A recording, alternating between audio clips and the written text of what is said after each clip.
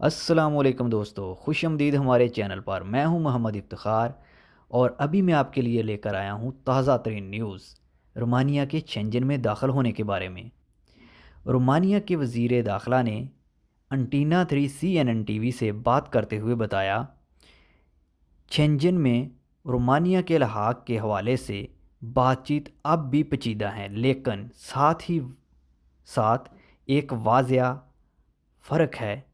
چند ماہ پہلے کے مقابلے میں جب ان سے پوچھا گیا کہ آسٹریا کی طرف سے رومانیہ کے لیے ایئر شنجن میں قبول کی جانے والی شرائط کے بارے میں، تو اس نے کہا، ہم سیریا اور افغانی شہریوں کو اجتماعی طور پر منتقل کریں گے، اور اس نے کہا کہ ہم اس بات کا اندازہ نہیں لگا سکتے کہ کتنا وقت لگے گا، بہت زیادہ یا بہت تھوڑا، لیکن کچھ وقت اور لگے گا۔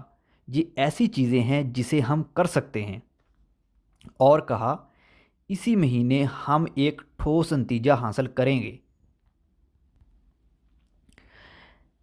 ایک صحافی کی جانب سے آسٹریا کی طرف سے مقرر کردہ شرائط کے بارے میں پوچھنے پر وزیر داخلہ نے کہا، آج صبح ان سے دسمبر میں فیصلہ کرنے کے تکنیکی امکانات سے متعلق بات چیت ہوئی ہے، اور کہا میں آپ کو بتا سکتا ہوں کہ یہ مذاکرات جاری رہیں گے، اور یہ آسٹریا کی شرائط پر یورپی کمیشن کا رد عمل۔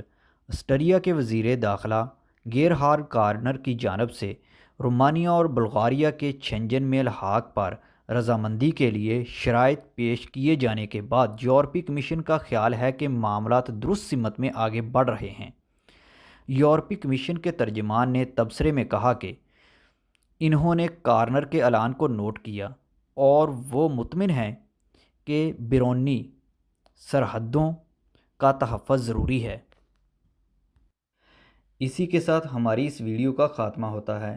اگر آپ کے پاس کوئی سوال ہے یا فیوچر میں کسی اور ٹاپک پر ویڈیو دیکھنا چاہتے ہیں تو ہمیں کمنٹس ضرور کیجیے گا، ہمارے چینل کو سبسکرائب کیجیے گا، ہماری ویڈیو کو لائک کیجیے گا۔ اللہ حافظ۔